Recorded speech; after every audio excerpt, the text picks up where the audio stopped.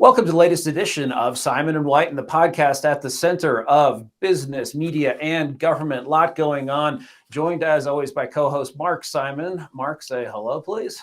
Hi, how are you doing? All right. That's Mark Simon, who's a longtime media executive and longtime business guy in East Asia. I'm Christian Whiten, finance guy, former diplomat and PR guy. Mark, let's start off with the big news today, which is trade, or at least it was supposed to be the big news. Catherine Tai, the U.S. trade representative for the Biden administration. That's sort of the top trade job, although other people have a finger in the pie. The Commerce Secretary, sometimes the Secretary of State, sometimes even the Secretary of Defense.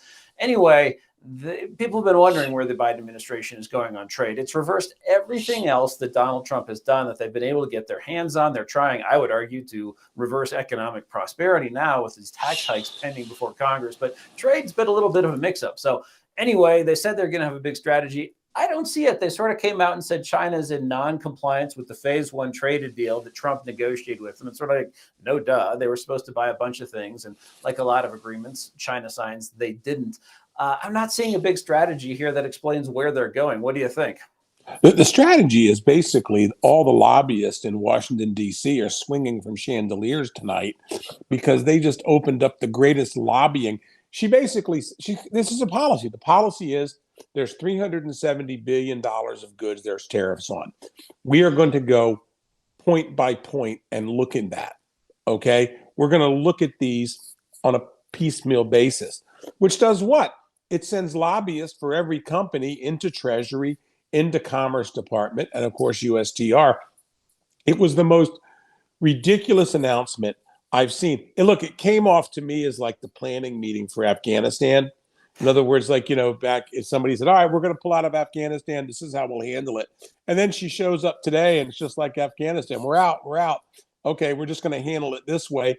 And then declare taking 120,000 people was a success.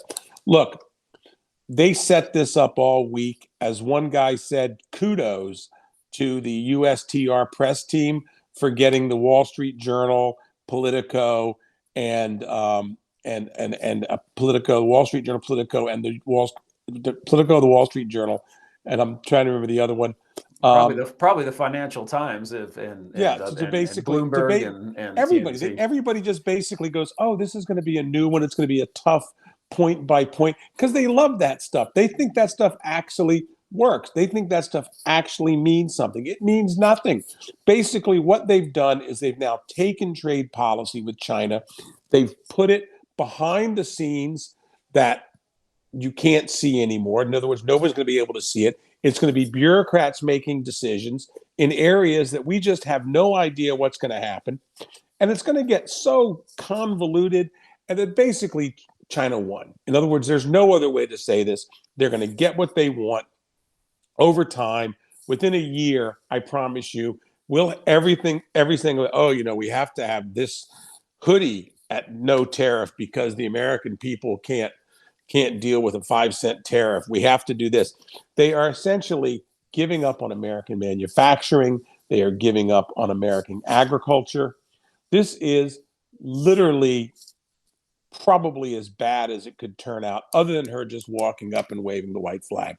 I think people are looking at this. I think that's why you're correct. There is no strategy that's being talked about right now because there's nothing there. And then all of a sudden, everybody starts undressing this thing and goes, hold it. So basically what you're saying is the only thing here is you can lobby and get your tariff removed. Well, yes, that's the bottom line. That's all we know here.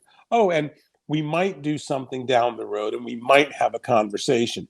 So essentially, this is the constant of the Biden administration. They're just kicking it down the road, hoping that nobody will notice. I think this is a massive mistake. If Trump could stop running around ranting and raving about 2020, he could actually get some points for his legacy by defending himself on this and defending his policies. Look, there's a couple of myths here. First of all, and I love the Wall Street Journal editorial page, but Trump's tariffs did not hurt America. What was the unemployment rate in December 2019? And what were wage gains? The fact of the matter is we do not have trade policy because steel that goes into U.S. automobiles drives our trade policy. That's not what drives our trade policy. It's good jobs, it's rising wages, and it's the best employment situation we can get.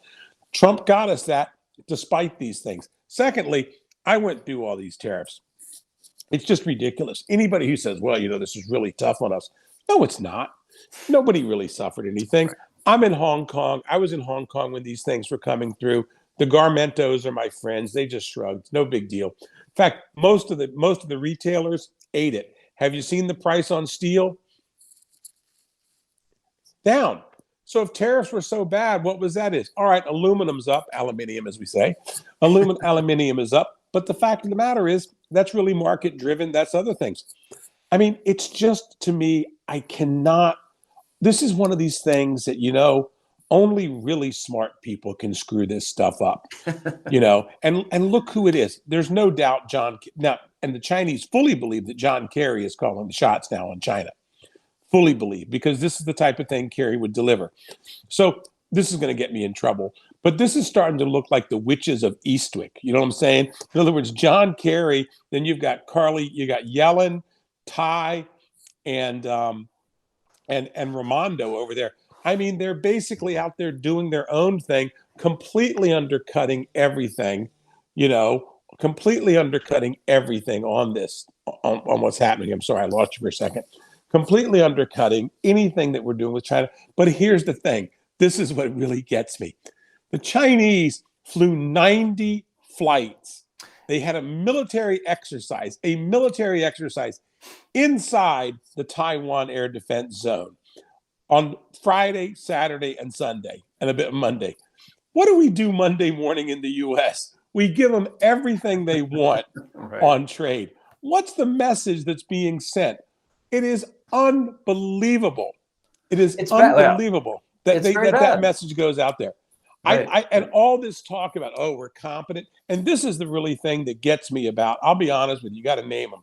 Gets me about these reporters at the Wall Street Journal, Bob Davis and Josh Ubem, this guy, Steve O'Livy over at the Politico.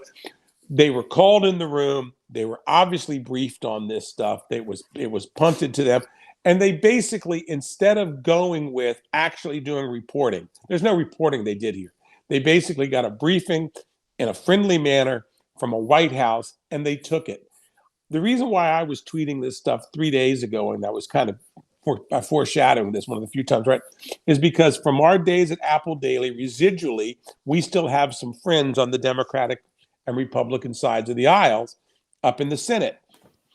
And somebody I spoke with who's a Democrat said, yeah, they're selling out. And they knew it because they had to brief Congress. They had to brief the leadership. So the leadership knew it was coming down the road. And it's just ridiculous. And they know what's going on. It's kind of like the Raimondo message. That was, if you watch the Bob Davis interview with Raimondo if you're a human rights activist, that's a horror show. I mean, Wilbur Ross never said stuff like that. Basically she's saying, we've got to move forward.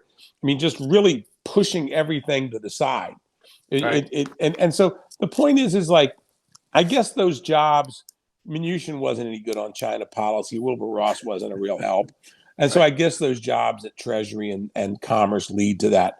But, it's same boss, new boss, the same as the old boss is basically what it is. Well, the funny thing is that this administration originally made signals like it was going to stay tough. I mean, they were the part of the Commerce Department that Wilbur Ross discovered, which gave him a chip in the game of the China policy. He wanted something to do with that, was the Bureau of Industry and Security that is in charge of export controls. Very sleepy part of the department. Usually there's a small little grouping of attorneys and others who read tea leaves from this organization, and all of a sudden exploded because it started stopping the export of U.S.-made semiconductors, and also semiconductors made abroad with U.S. tools. So that affected semiconductors made in Taiwan and Korea and Japan from going to Huawei. And it's interesting. I mean, Wilbur Ross, you're right. He wasn't great, but at least he didn't use sort of talking points from 2000 about how China is going to be wonderful and peaceful and a partner if we just make it rich. But you had early in the administration, there was this idea that Kevin Wolf, who had done the job in the Obama administration, would come back, but it said, no, he's too soft on China.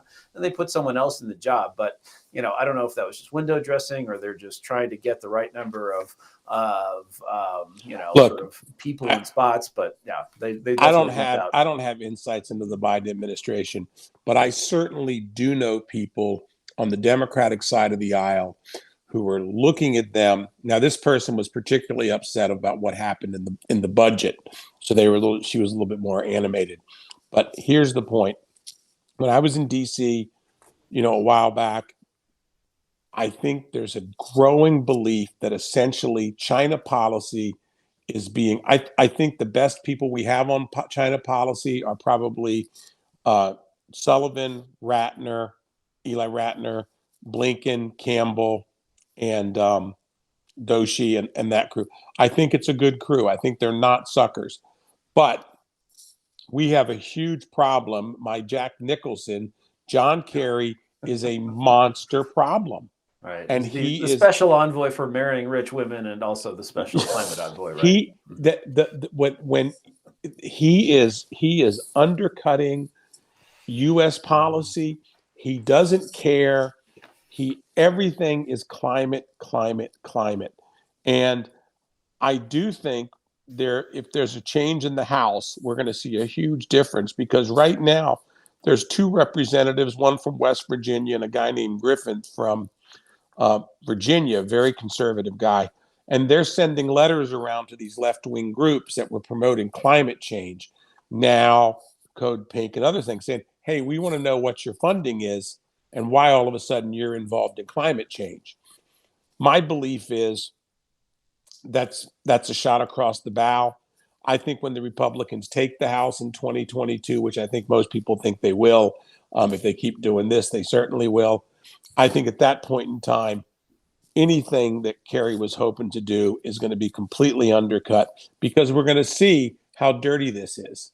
Right. John Thornton's running around there talking about John Kerry. They're doing stuff with Wall Street.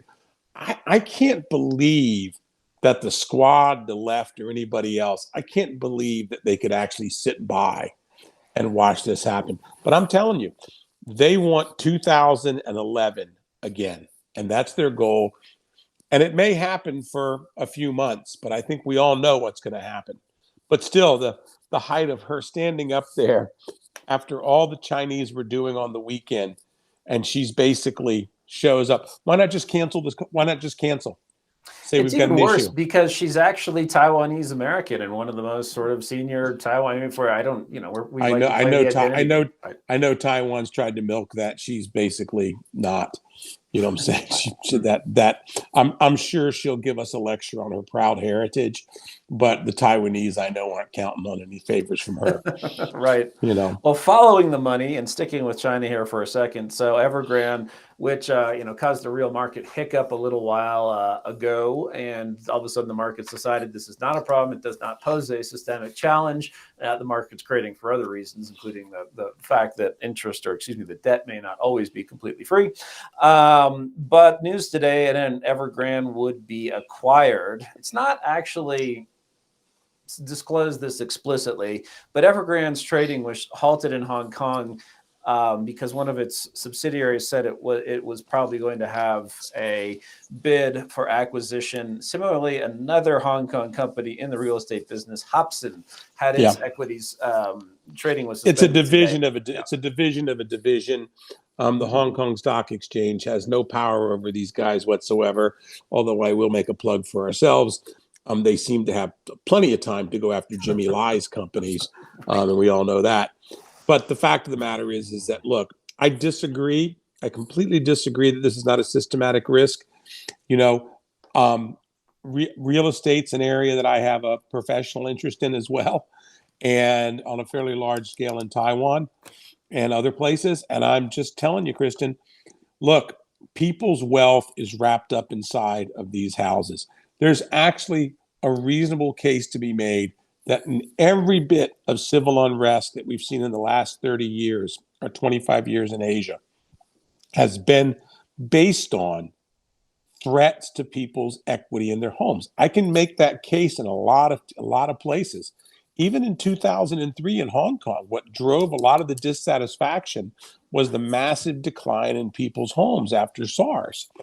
But the point is that, look, we don't know how deep this is going to go. If you shoot your bullets in one direction, you run out of bullets. China doesn't have unlimited bullets in letting these things go. And everyone's going to take a haircut on Evergrande. It's not a done deal yet. You've got and it's bringing forth all these problems. For example, demographics. It's bringing forward all these issues in China about too many houses, okay? Too much money tied up in housing. People are not going to just sit back and take these losses. Okay, well, I'll wait 5 years, I'll wait 7 years. I'm not so sure that happens. I think people are going to be upset about it. We're going to see what's going to happen. And certainly, I think we're going to see things such as the Belt and Road. And I think other things where people are going to say, do we really have that money to spend abroad when we need to keep bailing these people out? There's another company called Blue River in Hong Kong, and they just sold their stake in one of these Evergrande companies. They used to have it on their books at 57 Hong Kong dollars a share. They just sold it at 3. Okay, so they just took $100 million haircut. People go, well, that's not real money. I go, yes, it is, because that's the money that the banks are looking at that they have. I think what happens in Evergrande is there's going to be a massive slowdown in building. That's going to put workers on the street. And they don't have the people. I think this is what Evergrande has been to me. I keep looking at it. It's a complete corrupt mismanagement. It's everything there. But it's essentially, imagine people going, okay, we've built. And then they don't realize that, hey, there's nobody coming to move in these homes. It's like Hong Kong. Hong Kong has had probably about 80,000, I think it's a little bit more, maybe 90,000 people have permanently left Hong Kong. It's more than 1% of the population. It's close to 1%. That's, let's say it's 4 people in a home. All of a sudden, that's 21,000 homes, apartments that are unoccupied. That's a year's worth of building in Hong Kong. And that's why people I know who are trying to leave Hong Kong right now are having trouble. Why are they having trouble? Because flats that are under 15, 16, flat prices are going down in Hong Kong. And Evergrande is part of that. Which is amazing considering Hong Kong pegs its dollar to ours and therefore gets our monetary policy, our drunken sailor, print dollars as fast as you possibly can to buy out mortgages, government debt, including the government debt that we're about to incur with this year's budget and spend-a-thon. And so to have that kind of monetary policy and real estate prices declining is pretty shocking. Yeah. Sorry, go ahead. Oh yeah, no, I was just gonna jump in the next topic here. All right, over in the United Kingdom, fuel shortages, actually, people lining up at pumps, people getting violent, the military having to be brought in. There is a natural gas crisis too with that. The price of natural gas spiking there. I guess apparently not enough wind driving wind power in the UK. You have people trying to blame this on Brexit. Last time I looked at the calendar, Brexit was about 5 years ago. More likely a culprit, I imagine, would be the type of disruptive government policies that are causing labor shortages in the United States, despite this incredible demand for labor. So I don't know. What do you think? What's cooking over there? I mean, you play in the market. This is what happens. I mean, I think the real thing is that, look, when you're coming out of COVID, production was not matched up with recovery. So that's a problem. But the real issue is, and continues to be, is it looks like the Brits have the same problem as we do. They're not getting people back to work fast enough. And I think there's 2 things going on there. First of all, you have to blame government policy because essentially they're paying people too much. They're not moving people fast enough back into the workforce. But the other thing, too, is a very real thing that's, again, happening in our economy and in our world, and that's demographics, which I'll build off the Evergrande story. And I think it's a huge theme for any investment going forward. Demographics, you got to look at any company you look at, you got to look at the demographics of the effective demographics on that company. Look, the fact is the UK is an aging population, just like every place else. Fortunately, they have a good flow of immigrants coming in, and that helps them. But really, they have not found a way to pull, same in the US, pull back in those older workers who don't want to be exposed to COVID. That's a problem. It's a real problem. The businesses that we have in other places, it's a problem. People are less likely to come back. They don't want to interact. They're a little worried about it. And the problem that is really just the bad information they're getting, not the fake news in terms of what people think it would be. In my mind, it's the constant scaremongering that's going on. Yes. In other words, Fauci the other day, well, we may not be able to get together for Christmas. What? I mean, even everybody's just looking at him like, what is he talking about? We're already going to football games, okay? We're not going to pull back in. Now, and the New York Times today had said you got to watch out for the A variant. What variant it's going to be? You know what I'm saying? I mean, it's reached the point, and we've continued to have the problem in our society of basically people making economic decisions about their livelihoods on really what I consider bad information. If you're older, if you're vaccinated, you can work. If you need to wear a mask, wear a mask. But we don't have the people coming into the workplace. I will say this. I spoke with a relative of mine. He's a manager in a trucking company. It was incredibly interesting. He said he doesn't have a problem getting long-haul truckers. The problem they have is getting the older guys who have to interact with people. They don't want to interact with people. And so, and the reason why is because they don't trust the information they're getting. Right. And I think the reason why they don't trust it is because we limit it so much. That's my belief. I think the moment somebody tries to limit information, everybody's like, okay, why are you limiting this information? Yeah, well, and it's been a lot of misinformation, lying, and then actually hard data. I mean, you say follow the science and follow the numbers. If you look at hard data, the Delta wave, we're way past the peak, past the apogee. Exactly. And in fact, it's been that way for a month. The peak, if you look at the 7-day moving average, and I encourage you, go, I'm not sure if it's pronounced world meters, worldometer, but anyway, it's just the raw data country by country. And you have 7-day moving average shows that the peak in the United States for Delta was September 3rd, so more than a month ago. And that mortality, which you'd expect to follow by 7 days or 14 days, sure enough, peaked in the middle of September. And we're going down. You don't get that message. And part of it, I think, also is the middle of the country is pretty much back to business as usual. But I was just in Seattle over the weekend. Everyone's wearing a mask indoors. It feels like the middle of the country a year ago. Supposedly, they have to start asking for proof of vaccination or a recent test if you want to go to a restaurant. They're already doing that in New York, but I saw in Seattle and have heard from New York that people aren't actually doing that, at least not too much. Don't you get the feeling that these public health officials, they're like, first of all, they all remind me of Peck from Ghostbusters. You know what I'm saying? Yes, they all brilliant remind character. Me of back when the Hollywood could make fun of the EPA. Yes. And so this before the EPA was a hero. But the thing that really cracked me up is like you look at him and it's like I was watching De Blasio from New York and his health commissioner. It's like, well, no, we're not coming through this. I mean, it's like they have to find one last thing to grab onto, to be important, to hold power.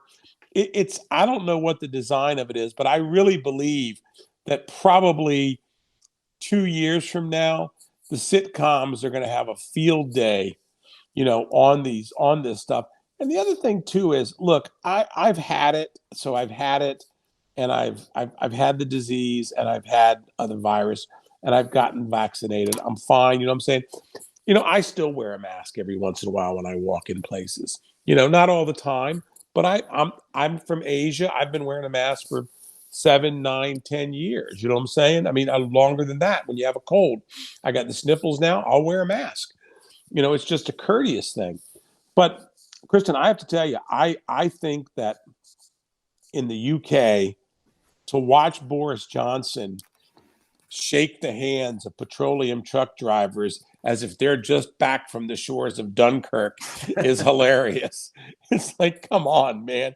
All we got to do is get some gas delivered. You know what I'm saying? Right. But it's and there is a labor shortage that we're really going to have to look for in the near term. Well, and apparently this is also going to drive food prices higher, or maybe even lead to some food shortages. While we're still on the topic of sort of greenish stuff causing causing unusual circumstances, put it that way. Tesla actually beat expectations. Third quarter sales were at 241,000 units. That's up from about 140 last year. That beat expectations. This is a company I'd like, but it's just, if you look at the fundamentals, it's trading at 400 price to earnings, 400. And, sometimes you get crazy PE ratios if a company has essentially zero earnings, but eked out a tiny bit. But that's not the case with Tesla. And get this, the market cap is $767 billion. So $750 billion. And I think they do about 31 billion in sales. So crazy overvaluation. I understand people say, well, but this is the pioneer in electric vehicles. And even though General Motors and Ford did, and all those are getting into it, that Tesla is the first mover, or it just does this better, and the other guys are going to suck at it. One little footnote before I get your comment. So the White House has a big get together on electric vehicles. Of course, Ford is there. Of course, GM is there. Pete Buttigieg, the transportation secretary, there, front and center, all the unions. Guess who's missing? Elon Musk, the CEO and founder of Tesla, who also occasionally says unsupportive things about the White House. What do you think? First of all, I love Tesla. I think I think it's a fantastic company. I think they do everything from shingles on your roof with solar panels to batteries, even to try to rescue little Thai boys and build bubbles. I think they're a fabulous company. If you remember that, when he went down there and tried to do the rescue. Here's the problem. They got a P&E of 400. I wouldn't buy them tomorrow. I mean, that's like making the case for them is like making the case for Evergrande in a lot of ways. You know what I'm saying? Right. But the point is that I think that people have to remember with this company is that I would buy Ford. I like Ford. Ford's got the new F-150 Lightning. I talked to somebody who drove it. Guy said it's a fantastic truck. He said it's going to be there. I think batteries, and I think battery power. I think all this stuff is moving forward. It's going to get a real shot in the arm, whether I like it or not, from the government through tax breaks and everybody else. If you're buying renewables, if you're buying not so much the battery makers, something like that. But I mean, look, I think if you look at Ford, I think if you look at some of these companies that are really doing some things, Volvo is going to go public pretty soon. They're apparently going to go public, and they have a fantastic electric car apparently coming out. I think what's going to happen is batteries, everything. We're putting all our focus there. We're going to get the advances. We always do. You have to have some positivity about the ingenuity of the world, not just the American people. I mean, if you got a 67 Chrysler and it's a hopped up car, I doubt you're going to drive it, but it'll be a museum piece one day. That's right. But you can drive it on Sunday afternoon. I just believe that it's going to, the Teslas are leading us to the world. But here's the thing. Again, Mark Simon talks demographics. The thing where Tesla and these other guys are going to be really far ahead of everybody is in the self-driving stuff. Yeah. I think the electric guys will basically, for whatever reason, the DNA or however they work that, it seems to work a little bit better with the electric car guys. And that's type they see whatever they're thinking in the same direction. Boy, I cannot wait. When your son is 28 years old, my bet is he will not have a car. My bet is he will go on his phone or whatever he's carrying in his hand. He'll push a number and says 2 people, 3 people. I'm taking dads out for the day, 3 people or whatever it is. And if something will pull up into your driveway, whether it's an Uber, whether it's the Ford Club, whether it's the Mercedes Club, I don't know what it's going to be, but you'll have it on your app. Just like, the scooters that you go around Washington, D.C., there's like 9 different companies running around dropping those scooters off. I think it's going to be the same thing with cars. It's just going to have them on every corner, and essentially they'll come to you and you'll get in the back and it'll drive you where you want to go. And if you have to drive out to the countryside, well, then you need a license and you'll drive. But for the most part, going around a lot of areas it's going to be self-driving. And that'll lead to what? That'll lead to basically delivery trucks, pizza places, all that stuff. a lot of jobs are basically going to naturally disappear, but it's not the end of the world.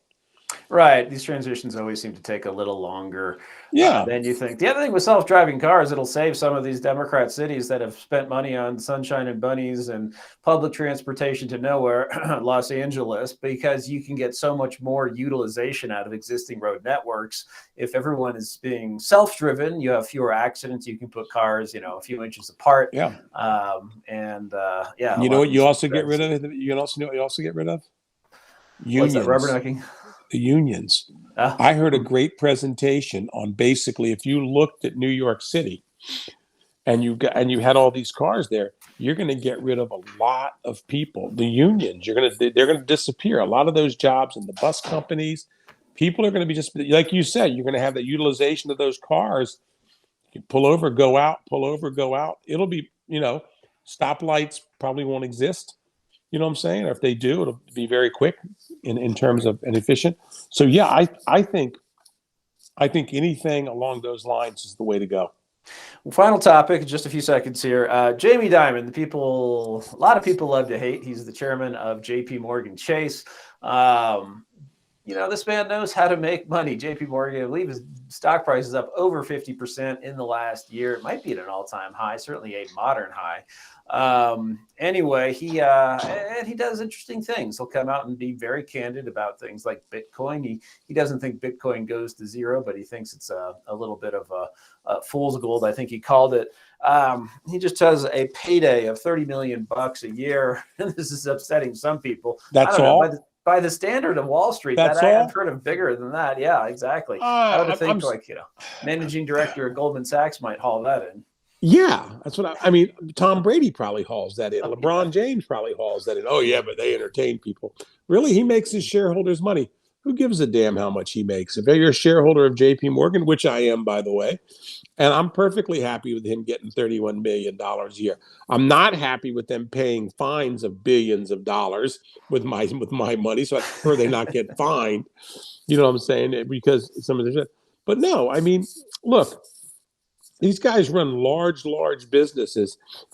It's let me give you. I have a new theory on management, and I'll finish it off.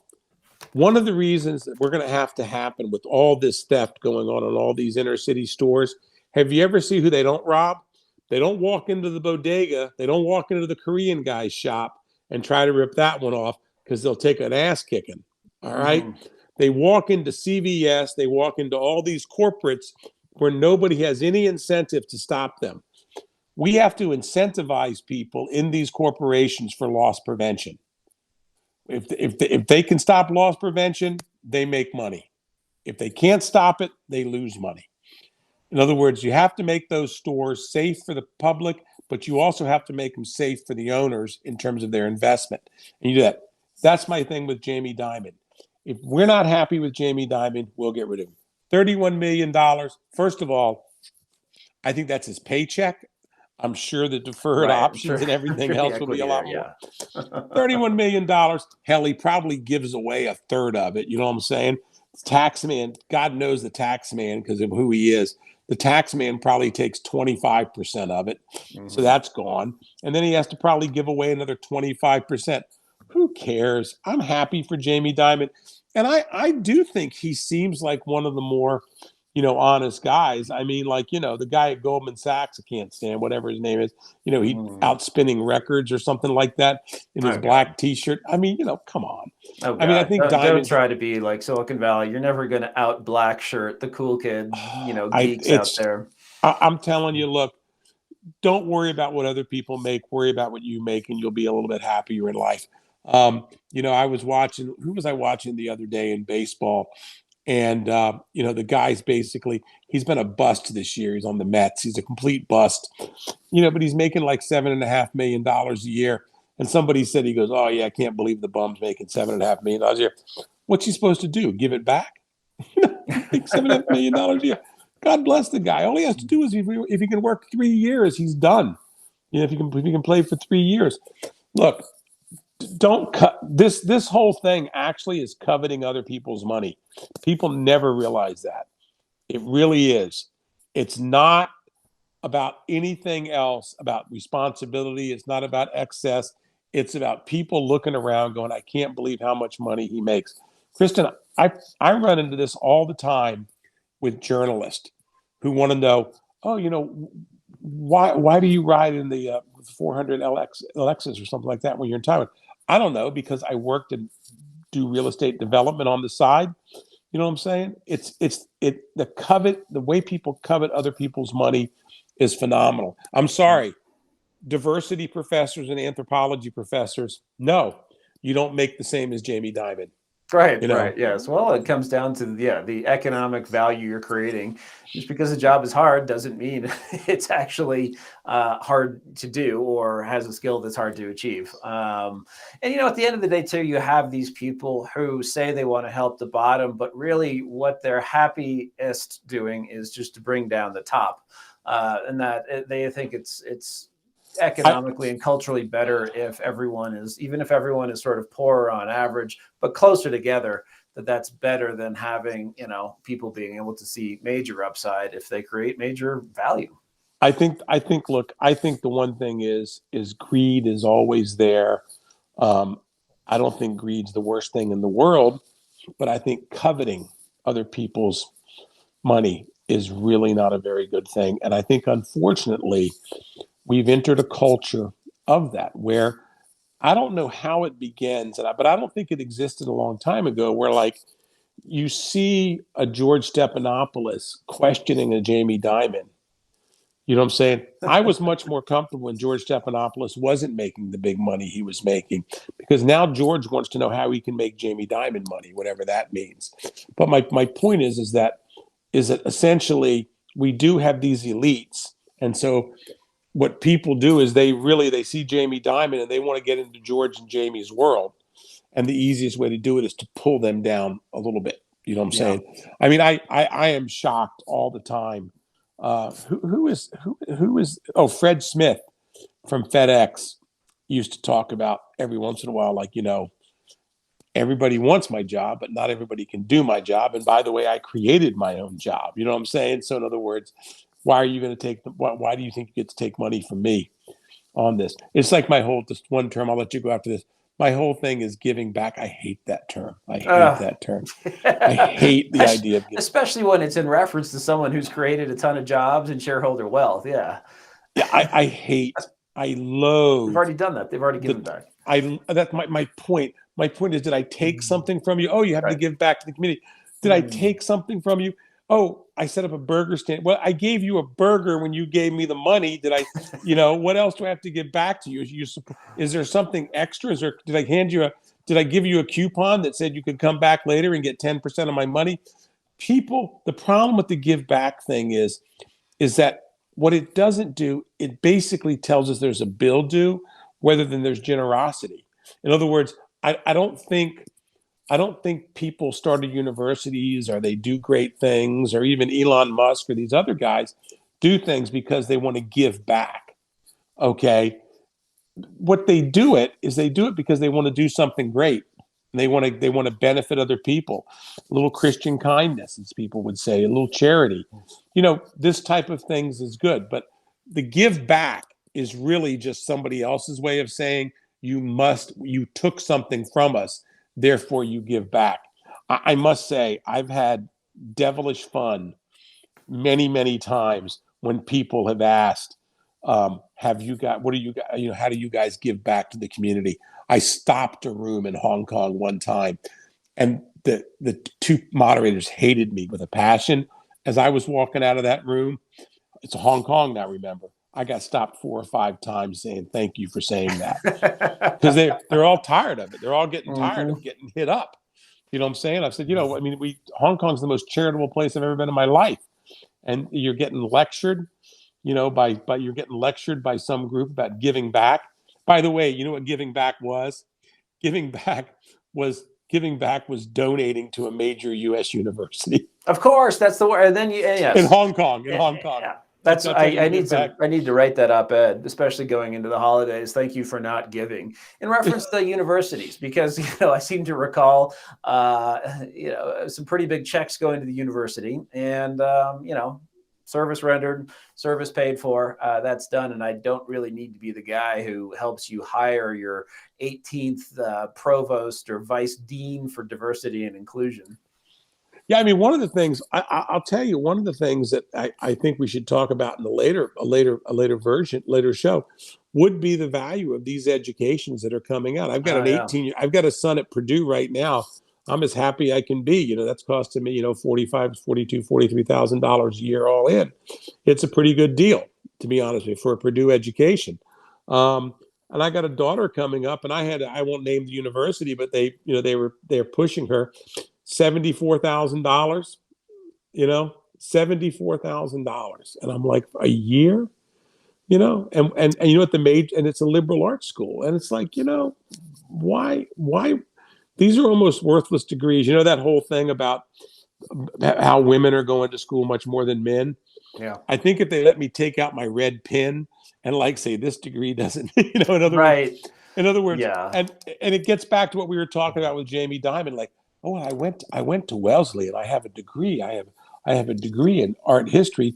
Yeah, and you don't make as much as the plumber who comes to your house. Right. Guess right. what? Yeah. No, it genuinely is the, I don't know which bubble we're up to now, the third bubble, the fourth bubble. But yeah, perhaps on a subsequent edition, we'll talk about how we can pop that, because that certainly is one that needs to be popped. That's all the time we have now for this. And I'll be talking to you next time from Taiwan. All right. Well, good to know. They're going to let you in. We should talk about that too. A little bit of a liberalization, a little bit of getting into East Asian countries. That's it for this edition. We'll see you again soon.